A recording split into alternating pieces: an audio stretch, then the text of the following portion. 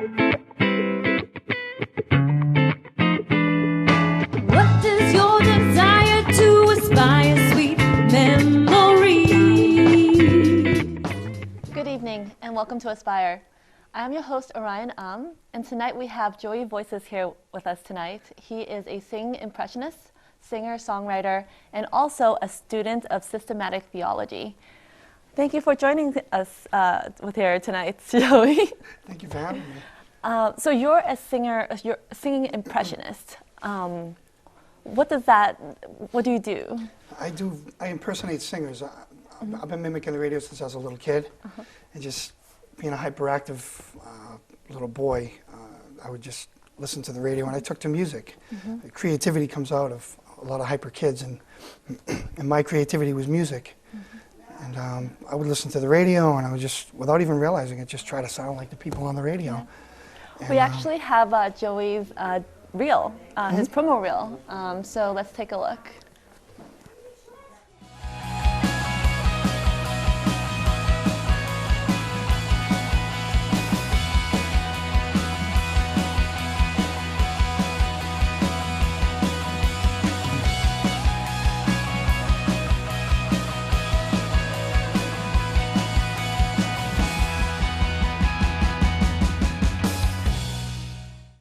I love getting into character. That's my favorite thing. I love to act, and so I love to get into character. And so I love doing the Joe Cocker and the Ray Charles, and the voices that that you're not expecting. What would you do if I sang out of tune? Would you stand up or get on me? Lay me your ears and I'll sing you a song. Oh, I would try not to sing it again. Oh, baby, how you back? All I need is my money. Oh, woman, don't you treat me so mean. You're the meanest old woman I've ever seen. I guess if you say so, I'll have to pack my things and go. That's right, hit the road, Jack. And don't you come back no more, no more, no. I love that Ray Charles impression. That was so funny. Thank you. So Joey also does female impressions and not just male impressions. So let's take a look at that.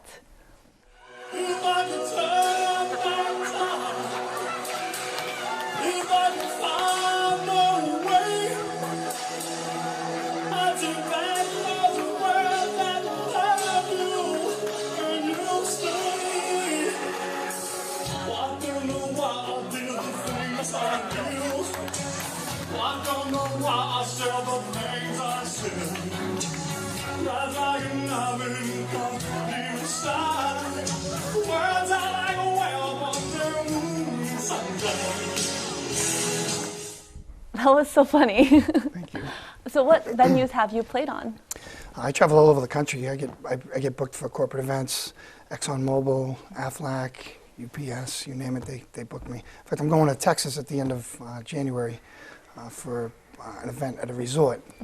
And so it's a lot of fun. I've performed in Vegas, Las Vegas at the Venetian Hotel. And That's such a fun life to be able to travel all over and do what you love.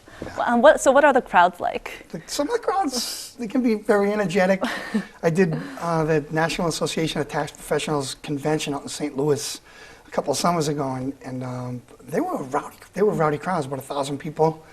And at the end of the week, they're kind of tired, just from being in meetings all week, and and by the time I get out there to perform, they were ready to let loose, and they were letting loose. But by the end of the show, they were screaming, "Do one more, do one more!" They were on their feet. It was great. So some audiences, not so energetic, and they make me earn my money, but it's okay. It's okay, right? So how long have you been singing and doing this? I've been singing since I was a kid. I started my show back, I got the idea to really put the show together back in 2000 when I went to Vegas. I saw a guy named Danny Gans, and I had never heard of him before, and my buddy goes, "You're like Danny Gans, you need to go see Danny Gans out in Vegas." So I went out to Vegas and I saw him and I said, "Are you kidding me?" And I looked, and I said, a bell went off in my head. I go, "That's what I have to do." So I came home and I just proceeded to kind of piece my own show together. And by 2003, I had a 90-minute show. So you didn't go to school for any of this? No. And just kind of learned and picked things up? Yep. Yep. Just kind of. And you, when you get your feet wet, getting in front of audiences and performing, and you kind of get to know your audience and how to work it. And I just try to be natural and be humorous and just try to work with them and get them involved. And they seem to have a lot of fun, especially when they come out to see me perform, you know, by hearing me on the radio and when we sell tickets on the radio. Those are the best audiences because they're there to see me. They're there to be entertained, and that makes it a lot more fun. So. Has being a hyperactive kid helped you become like this entertainer? Yeah. Yeah. Yeah. My nickname as a little kid was Ricky Ritalin. Yeah. That's funny. And you know, I was a kid that broke all the neighbors' windows, and I was a kid that, you know, Oh my, you broke people's windows? all the time. Why? I was just, I like was literally always, break their windows. Oh yeah, I would pick rocks up and throw them through the windows. I love the thrill of it. I was just You get that in little kid. trouble. I was that little kid. I was a little kid that people didn't want the kids to hang around with. Oh no. But I mean, I was a loving little kid, but you know, I was just always into mischief. I mean, my mother would buy me new school clothes, and the first day I'm wearing them, they'd be ripped and holes and thrown down the sewer, and you know, just you name it. You know, I was just a rambunctious, rugged little kid. You know? Did you stay out of trouble at some point then? Or- No, I was never out of trouble. I was always in trouble. I was always fist fighting since the 2nd grade. I grew up the youngest of 8 kids in a big Irish family, 4 boys and 4 girls, and I'm the only one my parents planned, ironically, because, you know, Oh, I was really? the worst. Are you the first or the? I'm the last. You're the last. Yeah, my sister Patty's 15 years older than me, and I'm 41. So she's, I'm not going to say her age because she'll kill me, but you do the math. Was it difficult being the last one of your family? Kinda. You know, I mean, I got thrown through the living room wall when I was 7 by my brother, who had muscles in the 6th grade, hair on his legs when he was 12. My brother was a man-child, and, you know, I was a skinny little kid my whole life, you know, up until I hit about 15 years old, and I started working out, and then I got really strong. I was a really strong kid for my size. I was deceiving, but I could bench press like 300 pounds, and I only weighed like 170. I mean, I was still wicked. But I had a fire in my gut and a passion for everything. And, you know, I was just, like I said, a rugged kid. And I had a lot to live up to in my mind because my brothers were all big, tough kids. And I wasn't as big as they were. And I didn't think I was as tough as they were. And I just, when you grow up in the city like I did, I grew up in Malden, Massachusetts. Malden, Massachusetts is a big city. And when I was growing up, it was mostly Italian, Irish, and Jewish kids with, you know, a mix of minorities. But Malden was the type of town that, you know, you learn how to take a beating before you ever learned how to give one. And, you know, I took my share before I ever learned. But once I learned how to give one, I could give one and how. So I'm not proud of it, but you have to learn how to survive. I mean, and that was all I was doing, was just trying to survive. I also remember you telling me the story about when you were 22. Yeah. Can you share that with the audience? Sure. When I was 22 years old, I got into a fight with a guy. He was 10 years older than me. And every time I saw him, by this time, I really wasn't getting into that many fights. I mean, I had calmed down, surprisingly, you know, for a kid at 22 who was still young and immature and wild. I wasn't as wild as I was in my teens.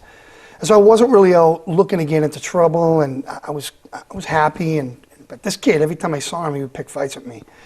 And I fought the kid 3 times, and all 3 times I told him I didn't want to fight him, and all 3 times he made me fight him, and I beat him all 3 times. And the 3rd time, he came up and attacked me in a bar, and he bit me, and we tangled, and I ended up biting him, and I got a little piece of his ear, not the whole thing, just a little divot, but, you know, bad enough that, you know, I didn't realize what had happened until after it had happened. And it was a very devastating thing because I went from being the captain of 2 sports in high school, the hockey and the soccer team, winning the talent show, Junior Varieties, as a singer, coming from a good family. My father was a trial lawyer, coming from the good part of town. I went from that to prison. The very next year after that fight, I got in that fight in 1995, and the very next year, the kid took the stand against me, which I wasn't very happy about because he's the one that wanted to fight me all 3 times. But, you know, I did what I did, and I had to own up to it. I had to take responsibility. And I'll never forget the day they took me out of the courtroom 2 days before my 24th birthday. And my father was my lawyer. My father was a heck of a trial lawyer. And juries loved him. I mean, he was very charismatic, and he was very effective at his job because of his charisma, and he defended his clients to the moon. And he was my lawyer. And without really getting into it, not one motion went my way in my trial, not one. And that is just unheard of. And, without getting into details, they ended up convicting me of a crime called mayhem. I didn't even know what that was. And I'll never forget all the fights that I had been in. My father was running for mayor of Malden at the time that I got into this fight with this kid. I had no business being in a bar room, no business getting into fights or drinking at that time. I'll never forget when they took me out of the courtroom in handcuffs, and my dad began to weep right there in the courtroom. And he wasn't the type of guy that wore his heart on his sleeve. Like, I'm like my mother. I mean, I meet you, I will give you my heart, and say, don't break it, because that's just who I am, and I take a lot of risks. And I get hurt a lot as a result, but I have a lot of friends as a result. And so that, the trade-off is, it's worth it for me. And plus, I couldn't change who I am anyways. But anyway, watching him cry in the open court in front of people that he had worked with for 30 years as a lawyer, and he was a respected attorney, it was like a dagger through my heart. And I realized at that moment that I had shamed and tarnished the good family name of this great guy, Thomas P. Noon, in the city of Malden where I grew up. And I made a vow to never fight again. I never drank for 16 years after that. But I never fought again after that. I never put my hands on another human being. And I still haven't. It's been almost 20 years now. And most people can count on one hand how many fights I've been in. I can't. I mean, I've been in a million fights, and all the way back to the second grade. And, but I mean, I'm a man. I'm a grown man now. And I made that decision. The consequences were so devastating for me that I knew that I have to walk away. I can't put myself in these positions, these situations where people are going to confront me and want to fight me, and if I do that, then I know what's going to happen. And I've only been in a handful since then, and I've surprised myself because, I've had guys in my face calling me names, and I'm saying to myself, this guy just has no idea the hurricane I can unleash right now. But I can't, and I have to walk away, and I did. I walked away. And I've just learned to avoid situations like that when they come upon me. So, That's great. Yeah, thank you. Because I'm sort of passionate like you. I was in New York once, and I'm in New York a lot, but there were these people who was driving by and just making racist comments, and I just really wanted to lash back, but my friend was holding me back, and walking away is so much. It takes so much more strength and courage to walk away. Yeah. Yeah, and what he told me was, they have nothing to live for, which is why they're provoking you, and that just, I think that's true, and that's the way. How can anybody hurl racial comments at you? It's sometimes the world is. You're right, very cruel, evil. So, Yeah. but I mean, after that, you turned your life around, and you spoke to high school students, and you told them. I still do. Yeah. Yeah, sometimes I get paid, sometimes I don't, if they have the budget or whatever, but I go around and I give back, and I speak to kids, and I tell them, I say, my father was a lawyer, a trial lawyer, and a very good one, and I used up all his favors. Most of you kids don't have a mother or a father that's a lawyer, so you're not going to get the chances that I got. And that resonates with kids from poor backgrounds, unlike me. I came from a privileged background, to kids who come from backgrounds like mine and everywhere in between. And that's really my message. And I just basically tell them, if you're immature, you shouldn't be drinking. I mean, granted, the drinking age is 21, but if you can't handle it, then you shouldn't be doing it. But it's tough to tell a kid at that age because he thinks he can handle it. He doesn't realize he's immature. You don't realize that because hindsight is 20/20, right? Right. Yeah. So you couldn't have told me that back then. I'd have told you where to go and how to get there. Sometimes, unfortunately, you have to go through the tough process in order to learn. Yeah. I'm just grateful to be alive. I'm lucky to be alive. So many times I could have been dead, and I reflect on it sometimes. And sometimes it wakes me up in the middle of the night, a cold sweat.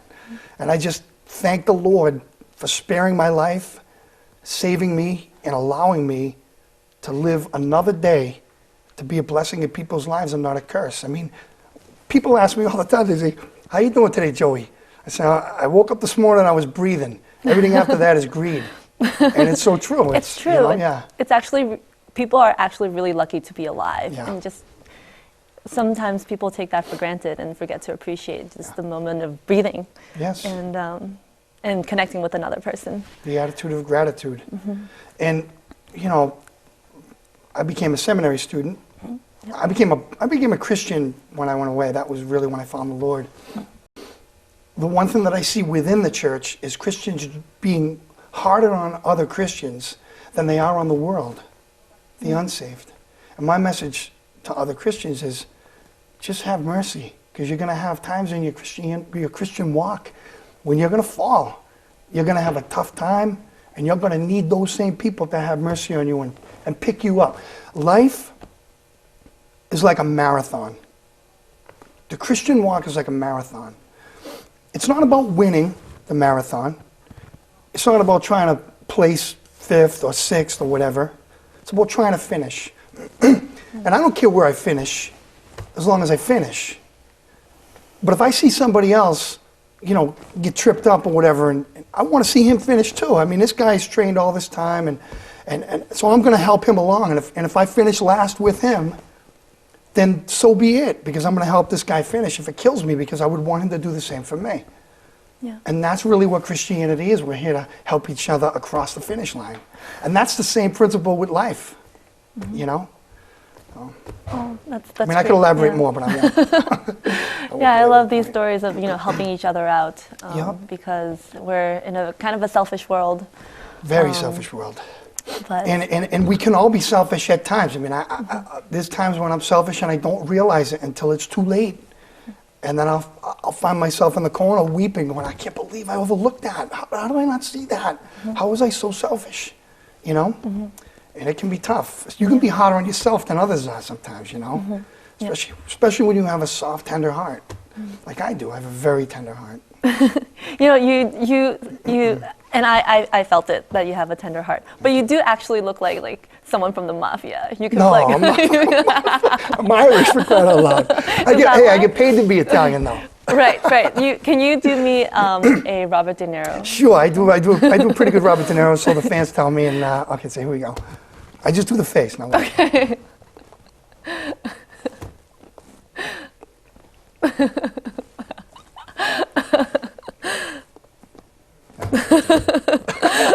Do pretty good Joe Pesci, too. How you doing? This is Joe Pesci. You think I'm funny? Funny how? What do you mean funny? The way I talk? Funny how? That's a great voice. Thank you.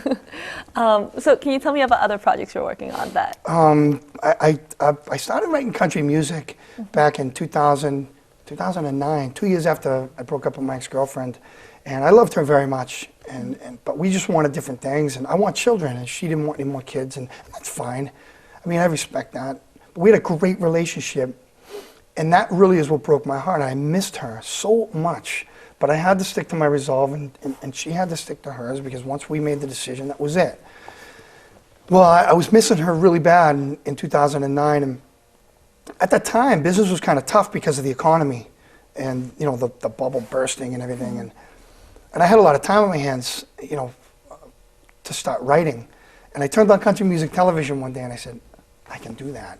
I just knew I could do it. I don't know how I knew, I just knew. So I started writing songs in my head. I don't know how this was happening, but the songs were coming to me, musical composition and all, lyrics, melodies, everything in my head. And I couldn't play an instrument at the time, and I can barely play one now. Really? I play well enough. I play the guitar well enough just to get in trouble. But I had to pick it up and learn. And my friend Mark Sharon, he's brother of Gary Sharon from the rock band Extreme and Van Halen. Mark, I grew up in the same neighborhood as those guys, and they're my friends. And so Mark and my friend Rich Puppa from the 90s alternative band Tribal Wisdom, they both kind of at different times showed me some chords and how to strum and how to play, and over time I've just kind of taught myself and gotten better at it. And it's only been 4 years. It helped me. Well, 5 years this year. 5 years, right? yeah. And I've written about 100 country songs. I wrote most of them in the first year, and just kind of over the last few years, you know, writing more and more, and I think my writing style is getting better, and my lyrics are getting better, and I'm learning different ways to how to say something that other people have said before, but in a different way, and that's really what songwriting is all about. And I try to really make my melodies moving to people when they're listening to the melodies. I want my melodies to really touch them in their heart, and I want my lyrics to, you know, follow. Yeah. Lead them along. You know, you had me completely fooled, because I thought you were one of the. I saw your acoustic, your unplugged version of your latest song, "Send Pictures to of America." Send Pictures of America. Yeah. And you're playing the drum and you're singing, right? And I thought you were one of those kids who, you know, played around with the guitar since you were little. And I can't believe you only started 5 years ago. Yeah, and I started 5 years ago, and you know, I'm not great, but you know, I still want to learn how to pick. I love the guitar. I think it's a beautiful instrument. Yeah, let's actually show your video. Okay. Well, I hope you guys enjoy this song. I enjoyed writing it, and it's called "Send Pictures."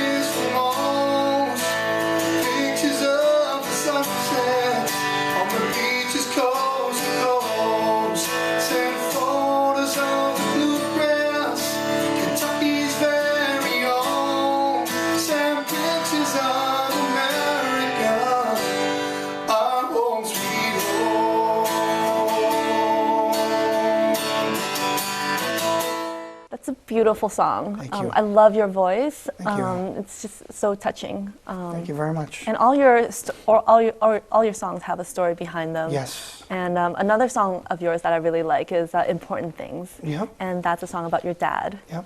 And we also want to show that video. Okay.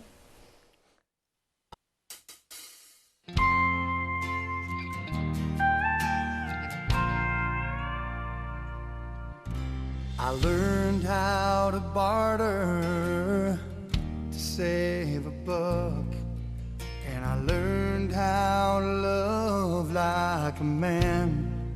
I didn't always do the right thing when I was young. One day I grew up, and before my dad passed on, he grabbed my hand real tight and said to me, I've had my time, I must be moving on. I taught you everything you need to know to make it, son. Someday you'll have a family of your own, and you will teach the important things of life you learn from me. And also, you have a song called "Sweet Tori" coming out. Yes. Is that? I've already released that song, but the music video is coming out.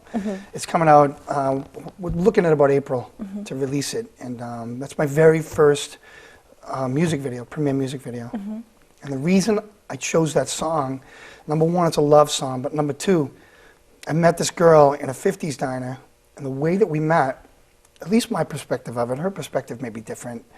I can't speak on her behalf, but it was just a beautiful moment, the way we looked at each other, and we ended up becoming friends, and you know, I ended up falling for her, and she didn't feel the same way, which is fine, that happens a lot, you know. But the way that it unfolded, it was kind of like life imitating art. I mean, the moment that I met her in this 50s diner, it wrote the song. I mean, it literally wrote the lyrics to the song by itself. I mean, it was beautiful. So we decided, you know, we had a couple of choices. It was either Do It All Again or Sweet Toy for the premiere music video. And I said, well, I want to go with Sweet Toy because of the visual, you know, aspect of how the music video will unfold. And I liked my idea for it and how to do it. And so we ended up going with that, and it's going to be coming out in April. So you're shooting the music video soon? We already shot most of it, but we just have to do the lip sync part where I play the guitar and, you know, and pick the different scenes where I'm going to be singing it, and then we just tie everything together. Great. Yeah. Do you have any live shows coming up? I do. February 9th at the China Blossom in North Andover. And if people want tickets, you can call 866-745-1167. Or you can go online to newenglanddine.com, and you can order your tickets there. And the phone number again is 866-745-1167 on newenglanddine.com. And we'll And that's have that February 9th. number, that information after the show. But do you have any final messages you want to tell our audience? Any life lessons? Anything you want to share? I have a lot of life you lessons. Have a lot. I can tell you yeah. have a lot. When I'm talking to people, especially younger people, I have a lot of people that I meet that are younger in their 20s that are just really cool people. And I find myself talking to them and sharing a lot of the wisdom that I've gained over a lifetime. And sometimes I think to myself, geez, they must think that I'm just, what are you, my father? And sometimes afterwards I'm like, geez, maybe I am turning into my father. I don't know. But, you know, I have a lot of life lessons that I believe and teach people. And one of the biggest things is this. Everybody has a dream in their heart. And a lot of people, for, you know, quote unquote practical reasons, they shelve their dreams and they end up living with regret. And my message is that we're living in America, and if you're born in this country, or if you come to this country, you're born, or you're here, you're a millionaire with opportunity. And this is the country where you can come to be anything that you want to be. And if you don't believe that, just look around you at people that have come from nothing, or people that have worked hard and made something of themselves. The squeaky wheel does get the grease. And my favorite saying is that extra mile is never crowded, because people give up way too soon when the break could be right around the next corner.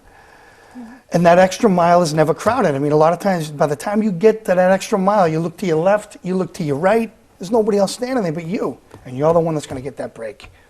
But you just got to not give up. And for older people who have regrets and want to revisit their dreams but may be afraid to, well, my advice is this. Don't die with your dreams on the shelf. Die trying. It's never too late to realize a dream. It's not. I mean, look, I'm living my dream. It may not be on the grandest scale that I want it to be, but I'm not really thinking about that. I mean, the Lord, Jesus Christ, is my promoter, my manager. He's everything. He's the one that makes everything happen, and to the degree that it's going to happen. And so I don't really worry about, you know, competing with the next guy. I'm just trying to be the best that I can be at what I do. And through all of that, I just want to inspire people and encourage them to be the best that they can be. Because that's the most important thing in this life. If you're not being a blessing in someone's life, you are being a curse. You are. Because if you're not helping them, well, good on you. You're a bump on a log, right? And that's just my take on it. So, Well, thank you so much for your stories tonight.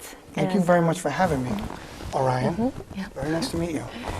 I'm your host, Oriun, and thank you for joining us tonight at Aspire.